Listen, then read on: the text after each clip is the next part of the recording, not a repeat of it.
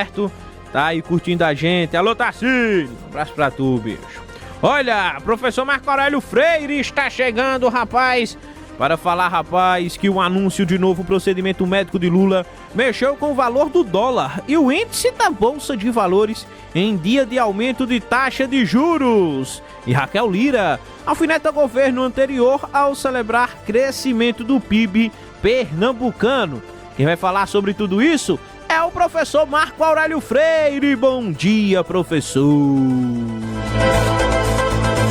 Bom dia aos ouvintes da Rádio Cidade, bom dia aos ouvintes do Café Forró e Notícia, bom dia ao meu amigo Lucas Medeiros.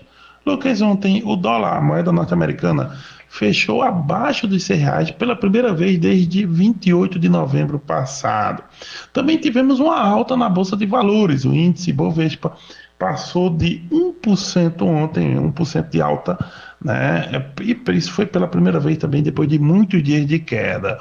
Bem, uma das explicações para isso é a questão da taxa básica de juros, a taxa Selic, que o Banco Central voltou a subir, subiu um ponto e ela foi a 12,25%. Inclusive, nesse governo Lula, está chegando próximo do limite do que foi o aumento na época da Dilma.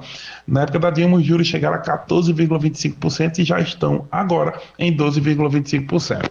Mas até aqui parece um comentário de economia, porém, há explicação política também para isso tudo.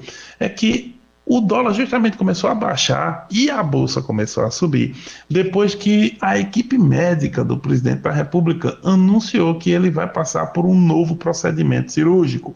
Inclusive, o procedimento é o seguinte: ele é um procedimento endovascular de embolização de artéria meníngea média. No final das contas, é o seguinte: o presidente vai passar por essa cirurgia para evitar novos sangramentos, inclusive os sangramentos que o levaram agora a ter um procedimento essa semana. Então, para evitar novos sangramentos e, enfim, em todas essas situações, o presidente vai passar por esse outro procedimento, essa outra cirurgia, e justamente na tentativa da equipe médica de sanar o problema. A questão é que, na hora que os anúncios começaram a ocorrer, o mercado financeiro começou a precificar um pouco esse aspecto, inclusive porque havia muitos rumores se o presidente dessa vez ia acabar ficando afastado do cargo e entregando ali o cargo ao Alckmin, pelo menos enquanto ele se recupera. Bem, o ponto é o seguinte: a equipe médica do presidente tratou de explicar, além de explicar o procedimento, explicou também que ele dura somente 1 hora, né, que ele não vai ser feito num centro cirúrgico, mas sim numa sala de cateterismo, e que há uma previsão de alta, né, não deve haver atrasos na previsão de alta, e que o presidente não vai precisar passar, enfim, o cargo para o vice Alckmin. E aí é que está. Nos últimos tempos, a gente tem visto algumas questões interessantes. Primeiro que houve uma pesquisa do Instituto Quest justamente falando dos humores do mercado financeiro com o Lula. E 90% das pessoas do mercado financeiro entendem o governo como ruim, né? 7% como regular e apenas 3% como bom. Então isso explica muito dos humores do mercado com o presidente da República.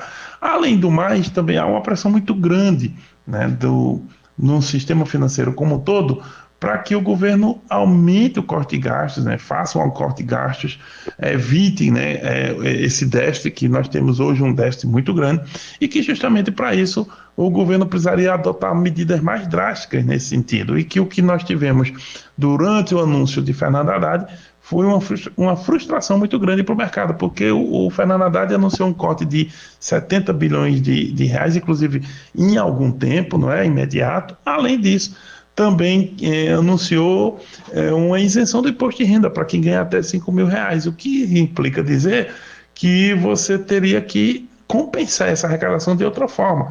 E o que o governo diz é que dá para compensar aumentando o imposto de renda para quem ganha aí mais de 50 mil reais por mês.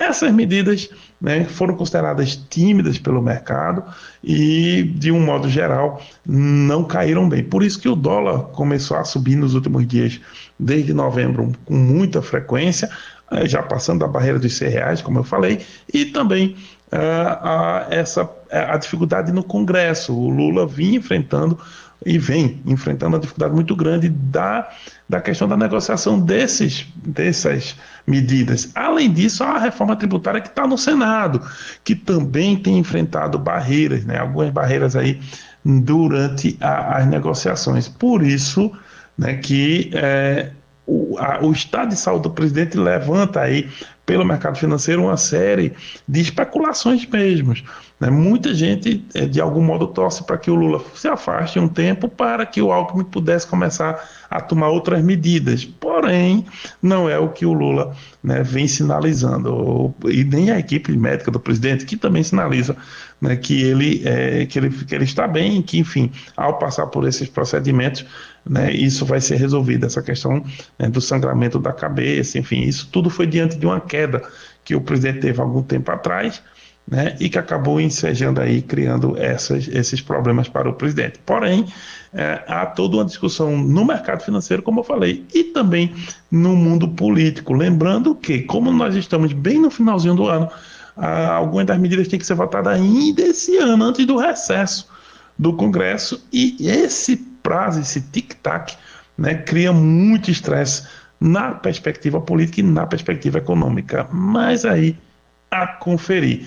Bem, só para terminar, trazendo um aspecto aqui da província, a governadora Raquel Lira comemorou junto a um congresso de vereadores, lá em Triunfo, um grande encontro com eles. Ela comemorou o crescimento do PIB pernambucano, né? Um crescimento aí em torno de 4,9% do PIB entre os meses de julho e setembro foi celebrado por Raquel Lira, né, nesse evento, né? E ela falou, né, de como o PIB vem subindo e de que, na prática, isso ocorreu justamente por causa do governo dela, né? Ela trouxe aí uma comparação com os governos anteriores, dizendo o seguinte, abre aspas, nosso estado estava estagnado e o desafio que tínhamos ao chegar ao governo era retomar o crescimento, fecha aspas. E aí é um detalhe importante, né? Essa medida, a Raquel vem tentando trazer esse tom de mostrar sempre, né, ao ver dela, que o governo dela vem avançando, né? Enxugou a máquina e agora vai avançar em obras. Essa é a promessa e essa é a perspectiva. Vamos ver, porque a governadora está preparando 2025, mas a oposição também está de olho. Porém, a conferir, eu volto amanhã com mais comentários, se Deus quiser. Zap Zap